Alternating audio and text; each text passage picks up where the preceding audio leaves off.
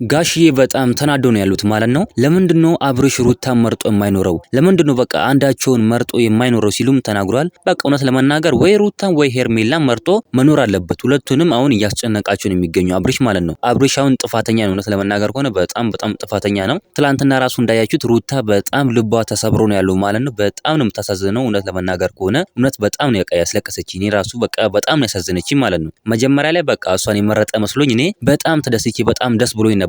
ነገር ግን ለካ እሱ ገና ሌላ እየመረጠ ነው ማለት ነው። ገና እየመረጠ ነው። እኔ ግን በጣም ነው ያሳዘነችው። እውነት ለመናገር ከሆነ እኔ እሷ የሚመርጥ መስሎኝ ነበር ሩታ ማለት ነው። የኛ እንቁ የሆነች ሩታ ማለት በጣም ጀግና፣ ጠንካራ፣ ቁራጥ ሴት ናት ማለት ነው። በጣም ነው የምታሳዝነው እውነት ለመናገር እንግዲህ በጣም ጋሽዬም ተናዷል። በዚህ እንግዲህ አንዳቸው መምረጥ አለበት። አብርሽ ከአንዳቸው ጋር መኖር አለበት። ወይ ሩታን ወይ ሄርሜላን መርጦ አንዳቸው ጋር መኖር አለበት ሲሉ ጋሽዬ የአብርሽ አባት ተናግሯል። ደግሞ እውነት አላቸው። ከሁለቱ አንዱን መርጦ መኖር አለበት እንጂ ሴቶችን እንደዚህ ማድረጉ ትክክል አይደለም።